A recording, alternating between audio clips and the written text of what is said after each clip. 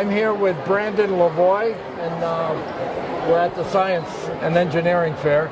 Brandon, what's your project about? So my project is named ACV, which stands for, pointing to my vocabulary section, or scientific terms, as I should say, air cushion vehicle.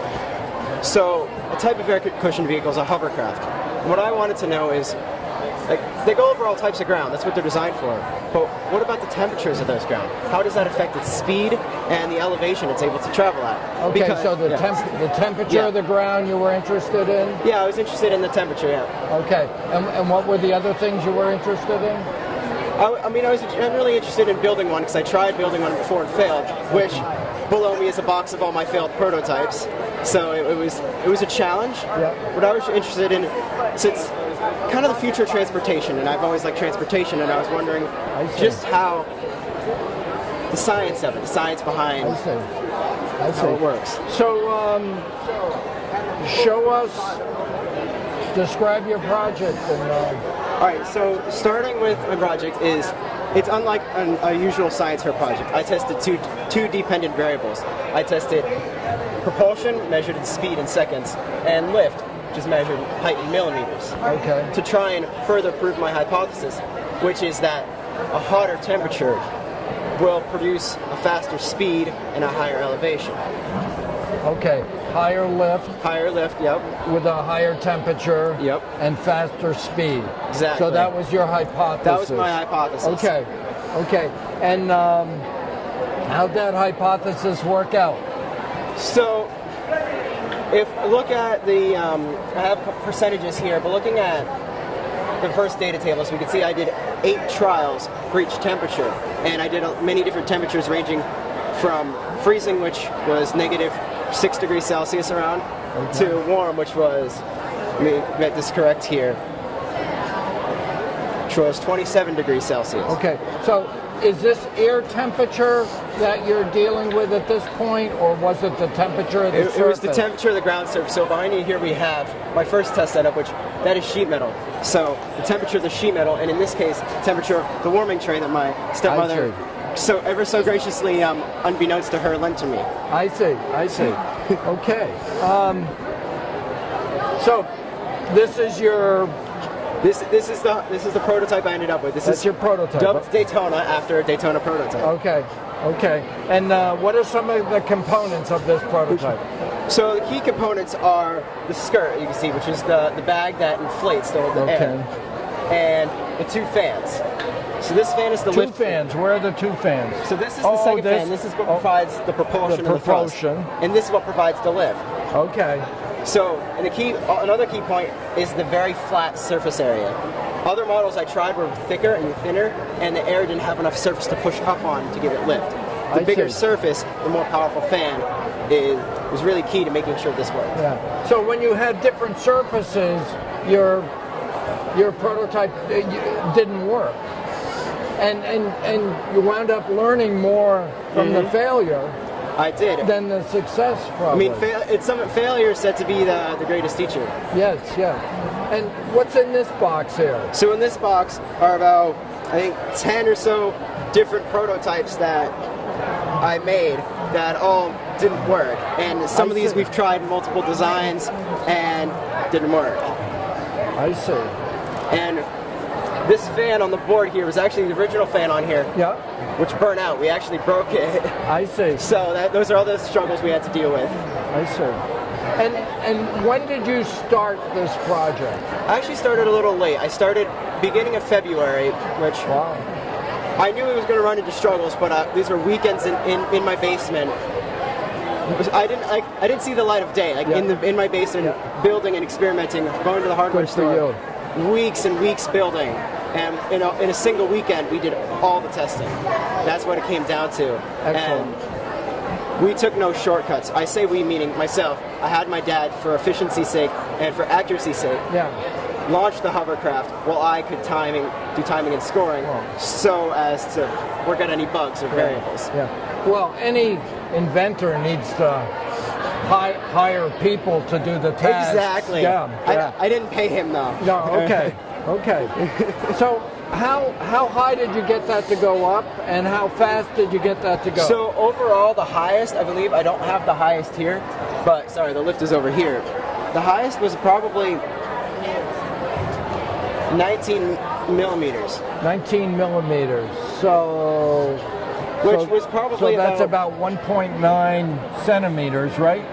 0.9, or I use this. Okay. This is the actual measurement I used. And we took pictures, and I have them in this notebook. Yeah. So you wouldn't want to go too high, because then you don't have any lift off the ground.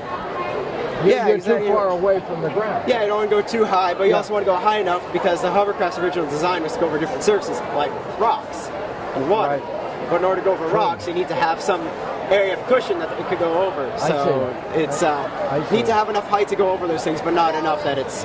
Okay. Did you try variable surfaces? We didn't try. I didn't try variable surfaces, just because I wanted to solely know the temperature and the hovercraft. If I got too hot, the bag actually melted. This is the second skirt because it melted, and I didn't want to sacrifice or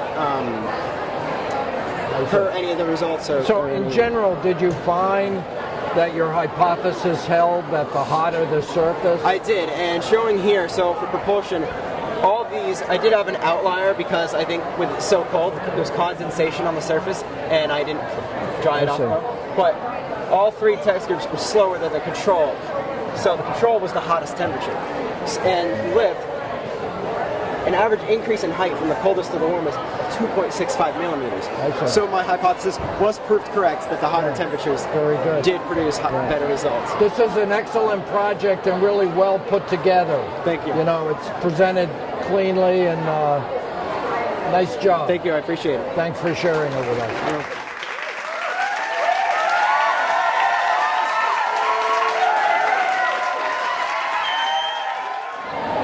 Okay, I'm here with Aparna Diokar, and I interviewed you the other day at the school. Uh-huh. You remember? Yeah. Yeah, okay. And the reason I'm here again is because you brought stuff this time. Yeah, I brought different samples. So earlier I talked about bringing different samples where I combined mycelium with concrete. So I brought in 4 of the samples. One is just mycelium. This is just mycelium. Yeah. So it feels... It's quite fragile. It is, okay. Can I smell it? No. No? It's... How come? Because it would probably not be great for the whole gym to smell it. For the whole area it won't be great? Yeah. Let me just take a little whiff. Not too bad. Not too bad. It's been sitting for a few weeks, for like a month or two. Okay. So it's probably not as alive and stinky anymore. So this is mycelium. Yeah, and so this one is activated mycelium, which is this, but it's mixed into concrete, like the actual concrete block. Oh, this is activated. And what did you use to activate it? I mixed it with flour and water. Flour and water. Okay. And I can feel that this is... Rock hard, yeah. Rock hard. Okay. What else do you have? And this is the 3rd sample. It's a bit bigger, and this has dormant mycelium mixed with concrete. So the dormant mycelium was not mixed with flour and water. It was just directly from the bag. Like this, it was mixed with concrete. I see, just with concrete. Yes. Okay, and what do we have here? And this is... Wow. It's pretty heavy. Yeah. It's a bigger sample than all the rest.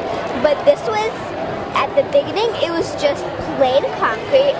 Then we put it in the compression machine, and we cracked it. And after we cracked it, we put the dormant mycelium again from this cup, and we mixed it with flour and water.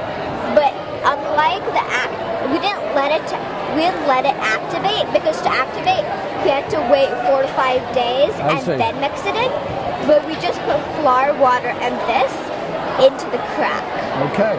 And how much pressure did you put down on this before it cracked? We didn't count that. I didn't count that, but it was quite a lot. Okay. We didn't crack this. Like, first we cracked the concrete. Like, we cracked off these so we could see the crack, but we didn't crack it after. Okay. We cracked it, then put the stuff in. Okay, so thanks for that. We're going to add this information to the wonderful interview you did at school the other day. Thanks. And I think someday I'm going to be driving on something that you've built. So keep up the good work. Thanks. Thank you.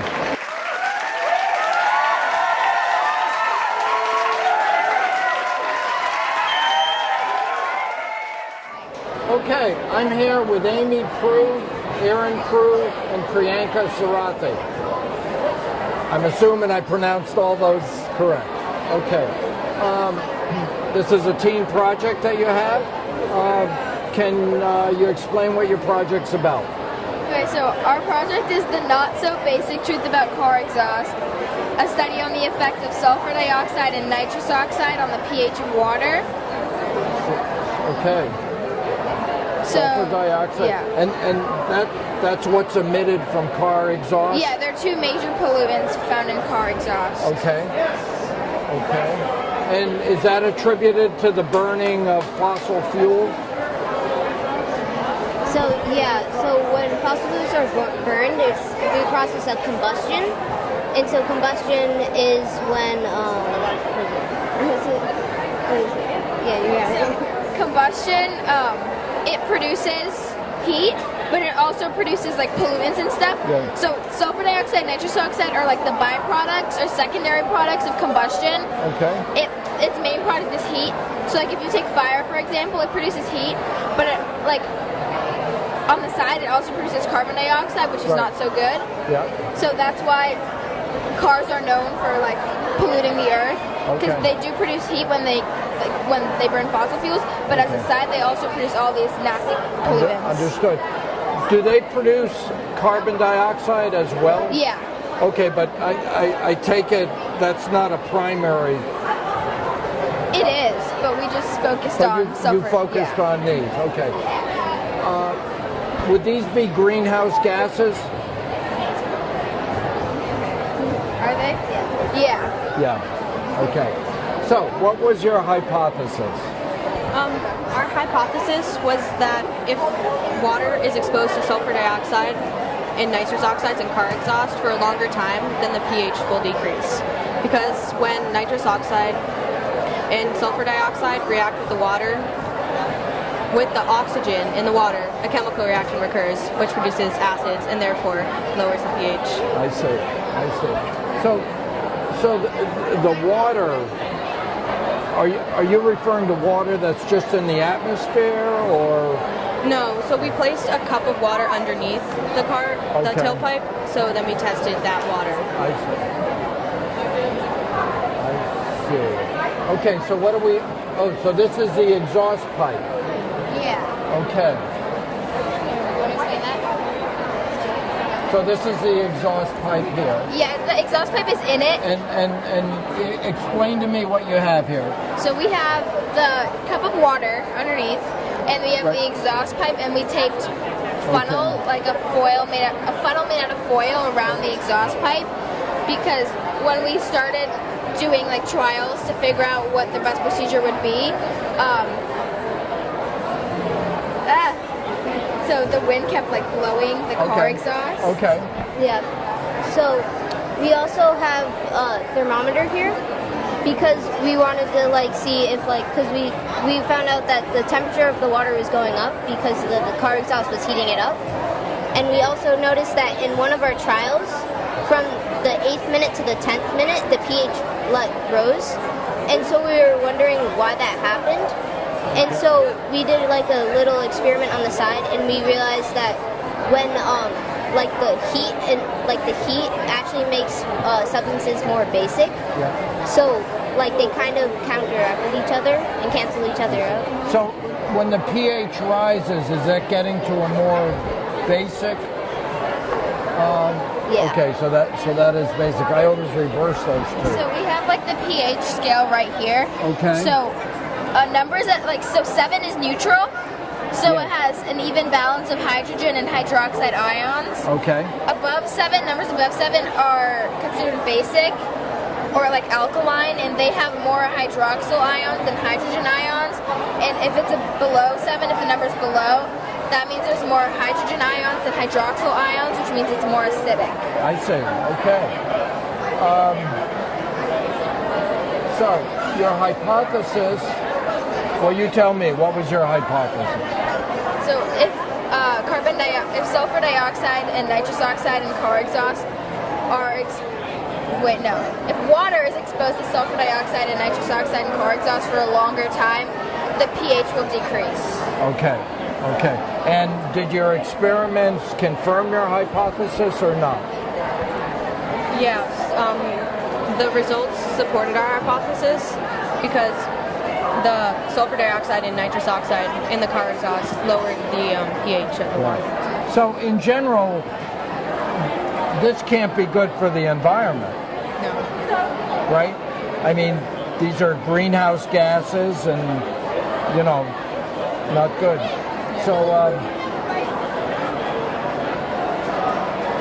So what do you think we should do about that? So we think that like our results can help automotive industries and the government and construction workers. So they can help like automotive industries because they can better design cars to be more like fuel efficient and produce like less greenhouse gases and bad chemicals. And then we think they can help the government and construction workers when they plan out like highways and reservoirs. Because as you can see like right here, the animals like and wildlife in like those areas can be really affected by it. Sure. I mean, it has a vast effect, doesn't it? You folks care about the environment? You must. That must have been what motivated you. You sound like you have a good biology background, a good chemistry background. I'd really encourage you to continue on with your ideas and things like that. I think this is a great project, and it was a good thing for you to select. So nice job. Okay, thank you. Okay, I'm here with Jack Prost and Manuel Mario. Okay, so stand in a little bit closer. Okay, so explain to me what your project is. So our project is Walking the Path to Greatness by both of us, Jack Prost and myself, Manuel. Our research question is, does the leg length of human determine their walking or running speed? Our hypothesis was yes, but if leg length can determine the walking or running speed, then a person with a longer leg length should be able to walk and run faster than a person with a shorter leg length, because they will have a longer stride and need to take less steps to travel through the distance. Okay, so which one of you has the longer legs? I do. You do? Yeah. But we didn't measure. Yeah, I didn't. He didn't measure. Okay, It's so just him. he wasn't in your test group. Okay, but were you in the test group? Yeah. You were. He was somewhere right there. I see. Yeah. I see. Okay, so how did you go about doing your testing?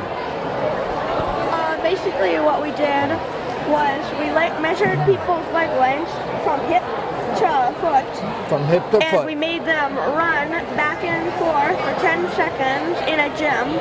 And we also made them walk back and forth for 10 seconds in a gym. And we measured how far they traveled. Okay. And for running, the distances traveled got higher. But for walking speed, we didn't tell all of them to go as fast as they can while walking. Some people we told to casually walk. I see.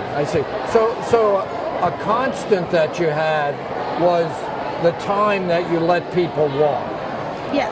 Okay, that was the constant, and then you Well, would we both let them walk for 10 seconds. for 10 seconds. Yes. Okay, and did they run for 10 seconds as well? Yes. And The only they thing ran. different was how fast they were going. Okay. Did you try to control how they ran? Did they do a sprint or did they? They tried to do a sprint. Okay. It's just for walking, we may have given mixed directions. Some people we told to go fast, some people we Okay. told to go casually walking. Okay. So what was your result? Our result was it was proven that leg length can determine running speed, and if we made people walk for as fast as possible, then it probably wouldn't have went for the same result while running. Okay. So are you guys involved in athletics? What made you interested in I'm this? in, like, I do basketball, and like both of us, I'm like tall, and he's like short, so it like comes with a good combination for both of us. Yeah. That's why we chose this. I see. Plus, it was just a good idea that I thought of while brainstorming. Yeah. And I'm not really much of a sports person. The only sports I do, they're not really sports, but I do taekwondo and Taekwondo. I used to do Goju-Ryu. Okay. I also go to a gym called TAP, Total Athletic Performance, Okay. which is where we went to test the other group of subjects. Okay. Because half of these people here were at TAP, and some of these people were testing right here in this room. I see. So tell me this. It must have been more than just the height, the leg length that made a difference, because some people would have, large muscles, some people smaller muscles, and that would be a consideration too, wouldn't it? Yep. Yeah, it is.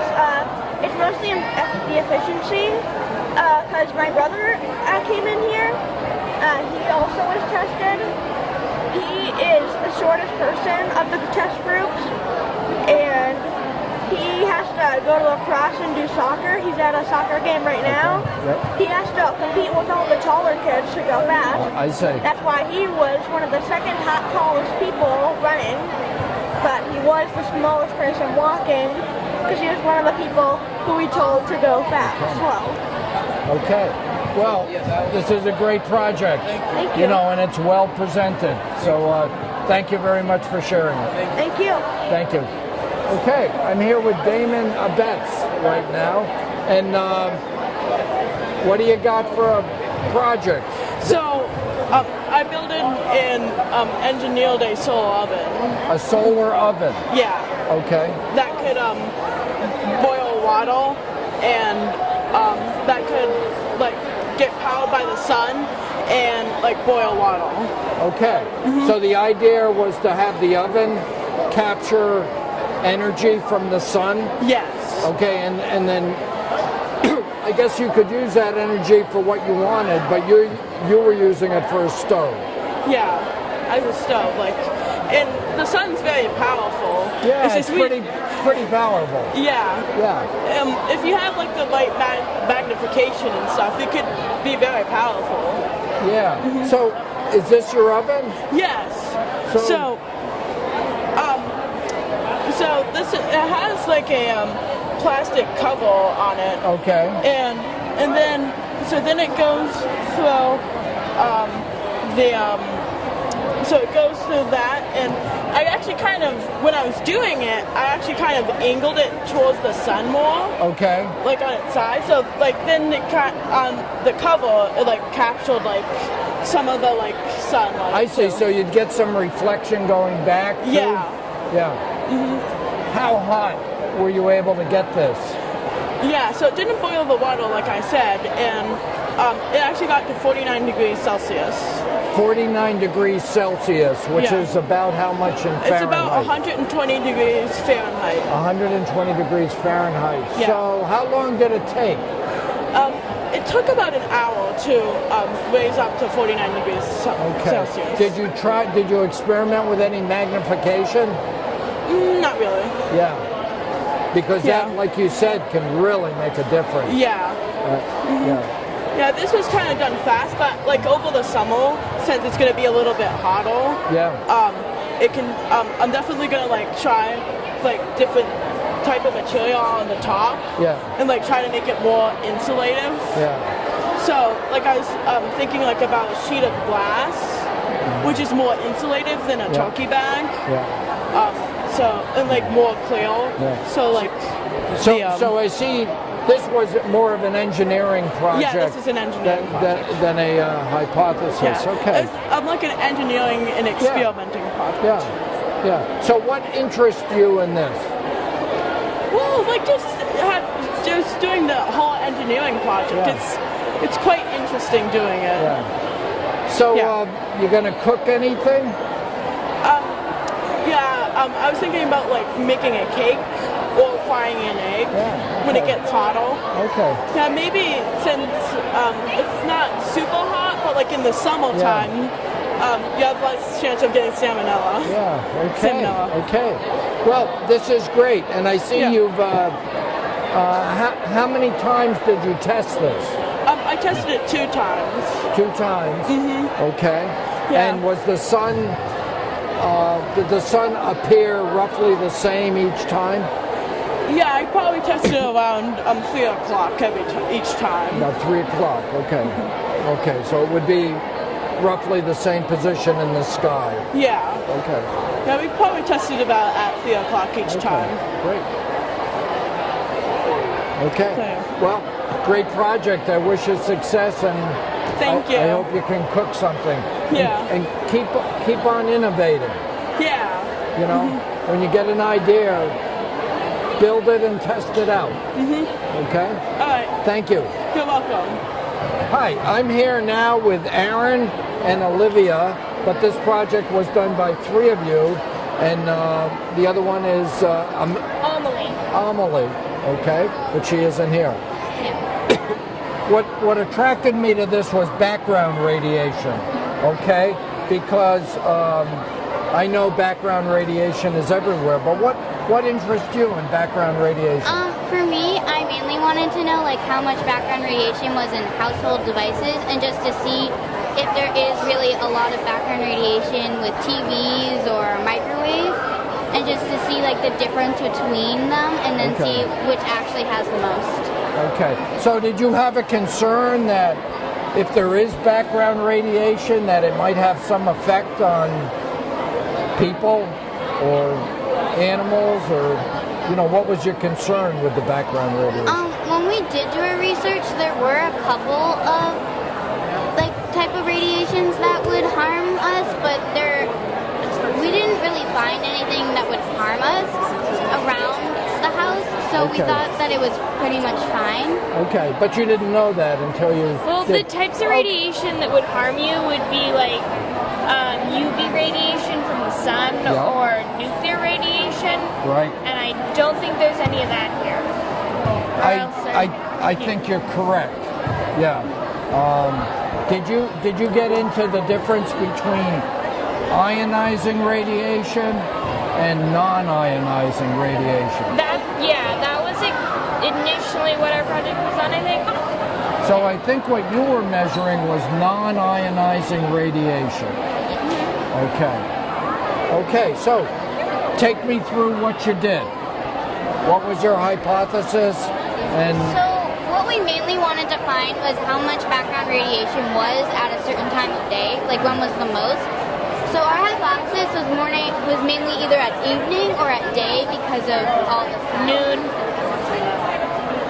Okay, and so while we did it, we realized that one was mainly showing like household devices, and one was, we couldn't really tell if it was some were coming from the sun. It was kind of hard to tell, but we don't think that it did. Okay, and what sort of devices did you use to measure? We used a cloud chamber and what's that called again, Aaron? Electromagnetic field detector. So this is a cloud chamber. Yeah. So what's that made out of? Our cloud chamber is made out of a cookie tin, which we put our dry ice in. In here. To make this cool. Okay. And then it's like one of those vacuum seal containers that you push the button and it vacuum seals it. Oh. And then we put cotton batting in it, which we would soak with methanol. And then when you put plasticine around this to create a seal and put it on here, once this got cold enough, it would create a cloud Okay. at the bottom So- because the methanol would evaporate, but because of the cold, I see. So you- it would condense. So you put methanol in this? Yes. Okay. So you have dry ice in this. Yes. Okay, which is like, how cold is dry ice? I think it's negative. It's like really cold. Yeah. Right? That's good enough for me. It's somewhere between negative 32 and negative 132. I'm not completely sure. Okay. Or possibly Okay. higher than that. I have no idea. So you put that in here. Lower. You have your cloud chamber, and you created a vacuum in here? Yes, which And- is why it broke. Oh, okay. We have this beautiful spider web here. We could only get it to work once. I see. So, and you put, what was the solution you put in there? Methanol. We use Methanol. heat for our source of methanol. Okay. And you We put also- that there, like that. So now you have a vacuum? Well, We the used other a main thing was process we to put it seal in it. the dark and then took a Yeah. flashlight so we could actually see it instead of Yeah. just seeing it in Okay. the day, which Okay. would be really hard to see. So could you see, so here you are in the dark, could you see stuff shooting around? You could, the one time we got it to work, you could see like little tiny clouds shooting through it. It kind of looked like snow, Yeah, yeah. but we could only get it to work once. Yeah.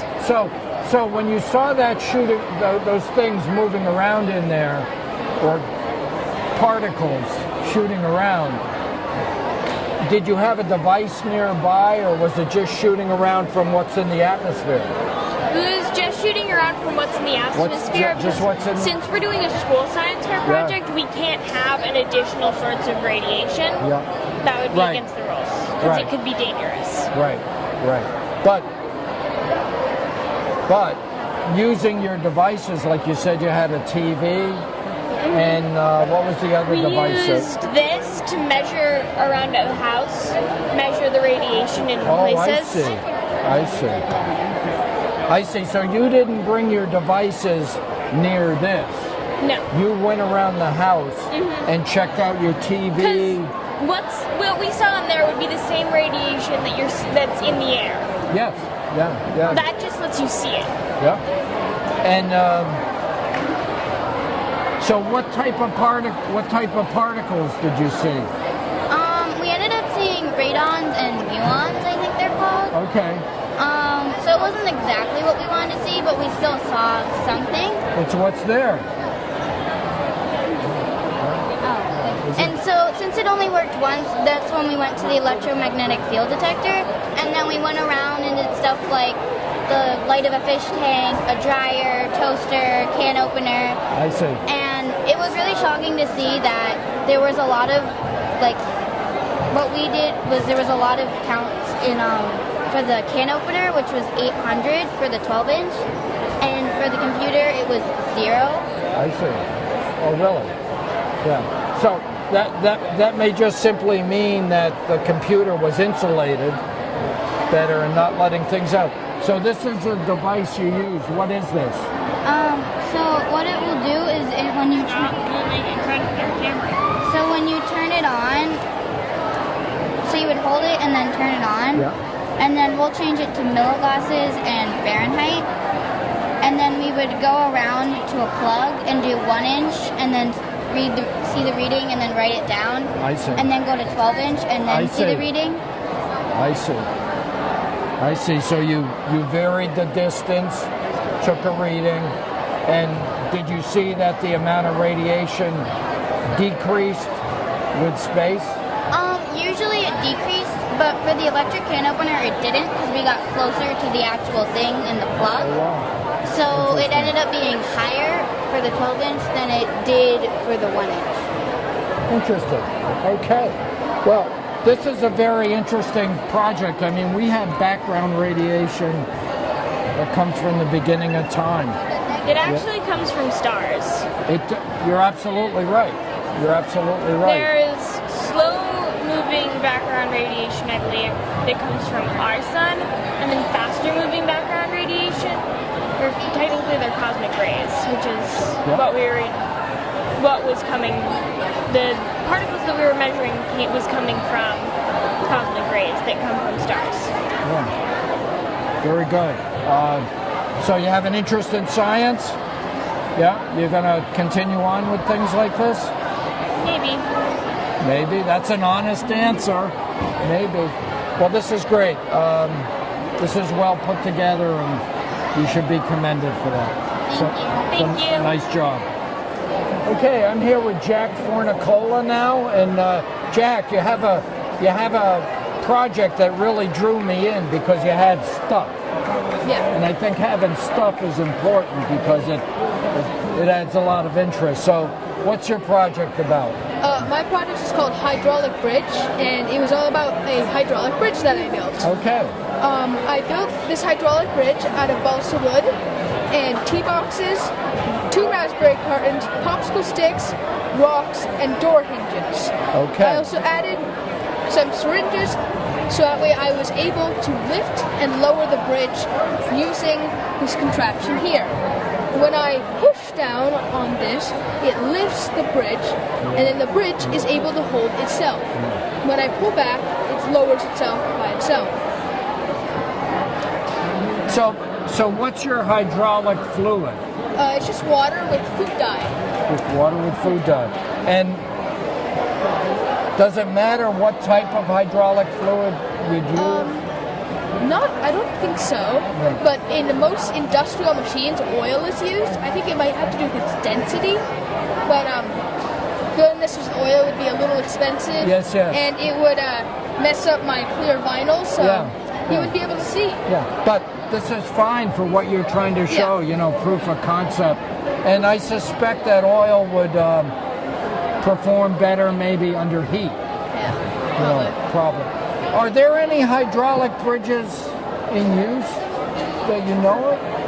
I know that there are many hydraulic bridges in use. I think there's a few near Boston. I think so. Are there? They're usually across bridges. They're not across bridges. They're across rivers that have a lot of traffic usually because it's easy to lift them and they can usually support a large load all by themselves. I see. What, are you interested in building stuff? Yeah. For a future profession, I'd like to become a civil engineer. A civil engineer. My nephew's a civil engineer, and that's a great field. And it gets you outside. Gets you to job sites, gets you to interesting places. What grade are you in? 8th. 8th grade. Good. So, what's your next project? What are you going to be building this summer? I don't know. I was thinking maybe trying to figure another way to use this system. Maybe find something like maybe a sewer system or something. I see. Great. Your project is it's really well organized, and it's not overly dense, meaning you have the important material, it's not overwhelming. One can go by and quickly see what you're doing. This is really well done. Thank you. Nice job. So, thanks for sharing it. Thank you for taking the time to interview me. Okay.